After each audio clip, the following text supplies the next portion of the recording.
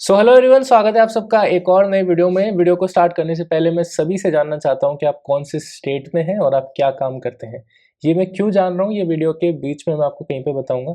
सबसे पहले जो भी ये वीडियो देख रहा है, सबसे पहले अपनी जगह जहां से आप आ रहे हैं या जहाँ पे आप रहते हैं उसका नाम कमेंट कीजिए और आप क्या काम करते हैं वो आप मुझे बताइएगा। मैं चलो बता ही देता हूँ मैं ऐसा क्यों पूछ रहा हूँ। बिकॉज मेरे पास में कुछ ऐसी ट्रिक है जिससे कि आप अपनी इनकम को बढ़ा सकते हैं। अगर आप उसके लिए इंटरेस्टेड हो तो कमेंट सेक्शन में लिख दीजिएगा नीड फॉर चेंज, मैं समझ जाऊंगा, फिर मैं आपको पर्सनली कमेंट्स के माध्यम से कांटेक्ट कर लूँगा। दोस्तों, आज की जो वीडियो है ये होने वाली है नेहा आशीष तिवारी के बारे में।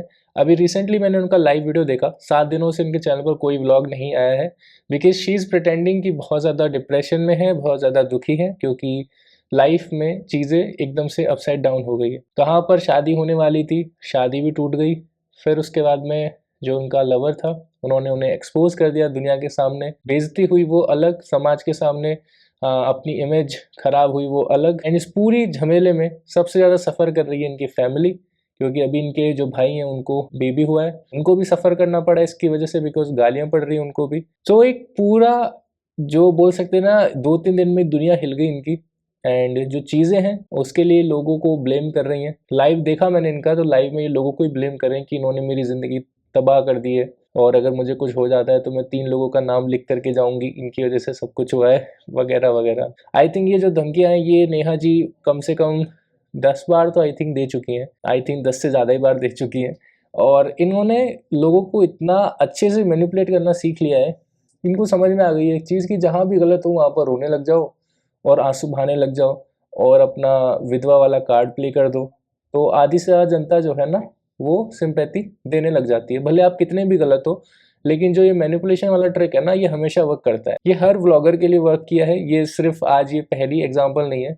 जितने भी व्लॉगर्स हैं जिनका आपने देखा हो कि कोई चीज़ की वजह से वो एक्सपोज हुए हैं, तो वो रोते हैं, अपने परिवार की मजबूरियां बताते हैं, अपनी गलतियों पे सॉरी बोलते हैं, कहते हैं मैं भी इंसान हूँ, भगवान नहीं हूँ, मेरे से भी गलती हो गई, वगैरह वगैरह। तो हम इस वीडियो में इस चीज़ को कवर क्यों कर रहे हैं, सबसे पहले आपको चीज़ बताना चाहता हूँ। नेहा जी इतने ज़्यादा घमंड में आ चुकी थी क्योंकि इनका अच्छा खासा अर्निंग यूट्यूब से चल रही थी एंड इनकी यूट्यूब की वजह से एक अच्छी खासी इमेज बनी हुई थी। लोग इनको बहुत ही पसंद करते थे, लोग समझते थे कितनी स्ट्रॉन्ग लड़की है।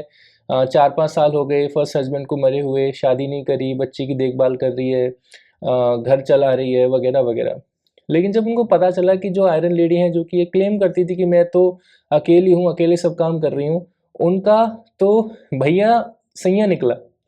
आई मीन जो उनका भैया था वही इनका बॉयफ्रेंड निकला और उस बॉयफ्रेंड ने इनको एक्सपोज कर दिया। अब क्यों किया, बहुत सारे लोग कह रहे हैं कि भाई इनकी शादी होने वाली थी एंड ये उससे टच में थी, लेकिन सडनली इन्होंने जो है बात करना कम कर दिया, जिसकी वजह से वो बंदा पगला गया एंड उसने इन्हें एक्सपोज कर दिया। बंदे का नाम है सचिन मिश्रा जी।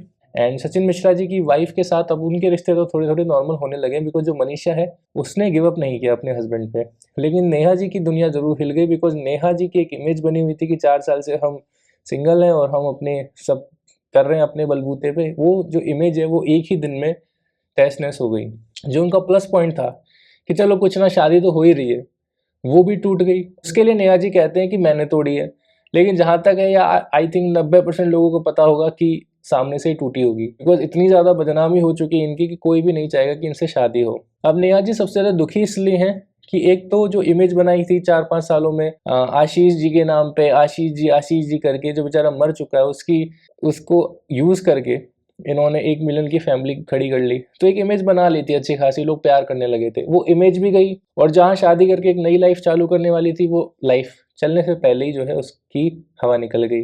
तो ये सभी जो चीज़ें हुई इनकी वजह से बहुत ज़्यादा दुखी हैं, क्योंकि इनको पता है कि इस इमेज के साथ इन फ्यूचर भी इनको जल्दी से कोई एक्सेप्ट नहीं करेगा, बिकॉज हर कोई एक बच्ची के साथ में इनको एक्सेप्ट नहीं करेगा। और वो भी इस चीज़ के निकलने के बाद कि जब इनको पता है कि इन्हीं के भाई के साथ इनका एक्स्ट्रा मैरिटल अफेयर चल रहा था और इनकी शादी टूट चुकी है, तो कोई भी जल्दी से इनको एक्सेप्ट नहीं करने वाला, बिकॉज जो सोशल मीडिया है दोस्तों, इसकी पहुंच बहुत दूर तक होती है। एंड कोई भी जब इनसे शादी करने की बात करेगा या चाहेगा, तो उसे पता तो होगा कि ये व्लॉगर है, तो फटाक से आपको एक कीवर्ड डालना होता है, नेहा आशीष तिवारी एक्सपोज वीडियो, नेहा आशीष तिवारी कंट्रोवर्सी, सबसे पहले वीडियोस आ जाएंगी, उनको सब कुछ पता चल जाएगा। तो ये उस चीज़ को हाइड नहीं कर सकती। तो जो चीज़ है इनके कंट्रोल में अब वो चीज़ें नहीं रही हैं, इसीलिए एकदम से आप बोल सकते हैं कि पगला गई हैं। तो अब इनको समझ में आ गया कि मेरे पास बस एक ही रीज़न है, वो है रोना धोना। तो एक इन्होंने लाइव किया 9 से 10 मिनट का, उसके अंदर इन्होंने इतना ज़्यादा रोए ये कि इन्होंने पूरा अपना लोगों को बता दिया दुख दर्द, और सभी चीज़ों के लिए लोगों को ही ब्लेम कर दिया, ऑडियंस को ब्लेम कर दिया कि लोग मेरे पे वीडियो बना रहे हैं, लोग ये कर रहे हैं, आप मुझे पसंद नहीं करते हो तो देखना बंद कर दो। अब इनको कौन समझाए कि वही लोग तुम्हें आज से 2-3 महीना पहले बहुत प्यार करते थे, अब उनकी उम्मीदें तुमसे टूटी हैं तो ऑब्वियसली वो तुम्हें ट्रोल करने ही वाला है। बिकॉज़ जो जनता जिनके कमेंट्स, जिनके प्यारे-प्यारे कमेंट्स तुम्हें बहुत अच्छे लगते हैं, अब वही आज नेगेटिव कमेंट कर रहे हैं तो तुम्हें बुरे लग रहे हैं। वो जनता जो तुमने लोगों को मैनिपुलेट कर के कमाई है, आज वो जनता तुमसे सवाल कर रही है कि तुमने ये क्यों किया? तो तुम्हें दिक्कत हो रही है कि मेरे से सवाल क्यों कर रहे हो? यही जनता जब तुम्हें पैसा कमा कर के दे रही थी 5-6 सालों से, तब तुम्हें ये चीज़ याद नहीं आई। लेकिन आज जनता सवाल कर रही है कि तुम क्यों करा ऐसा? हमने तुम्हें इतना प्यार किया। तो जो तुमने इमेज बनाई हुई थी अपनी सो कॉल्ड इमेज, वो तो एकदम बकवास थी। तो अब जब हम सवाल कर रहे हैं तो हमारे सवालों का जवाब दो। लेकिन नेहा जी उसमें बचती हुई नज़र आई। पर वही है ना, सिचुएशन ऐसी हो गई कि इनके पास कोई चॉइस ही नहीं रही, तो इनको उसको एड्रेस करना ही पड़ा। लेकिन वही इमोशनल अत्याचार वाला कार्ड जो कि हमेशा वर्क करता है, इन्होंने किया। साथ-साथ अब इन्होंने अपने भाई को भी ले लिया वीडियो में कि मुझे सिचुएशन का सामना करना ही पड़ेगा। टाइटल था उस लाइव का, तो करना पड़ेगा ही भाई, क्योंकि जो बीज तुमने बोए हैं उसकी जो फसल आएगी वो काटनी तुम्हें ही पड़ेगी। अब जो ये पूरा रायता फैल गया है, इसको समेटना तुम्हें ही पड़ेगा। तो नेहा के पास में एक सबसे सही जो तरीका है या सही अप्रोच ये होनी चाहिए कि जो भी गलतियाँ उसे एक्सेप्ट करे, लोगों को मैनिपुलेट करना बंद करो। जो भी गलती तुमसे हुई हैं उन्हें एक्सेप्ट करो कि हाँ, ये चीज़ें हुई हैं, अब मैं आगे बढ़ना चाहती हूँ इन चीज़ों से, एंड मुझे माफ़ करो जो भी गलती हुई है। लोगों को ब्लेम करने से कुछ नहीं होगा, क्योंकि लोगों को पता चल चुका है सब कुछ। बस आपको अब ये करना है, accept it and move on with it. फिर आगे जो आपकी लाइफ में होगा वो होगा। इस बार जो आपने जो फेक इमेज बनाई थी, आई विश आप रियल में अब इस तरह की इमेज बनाएंगे।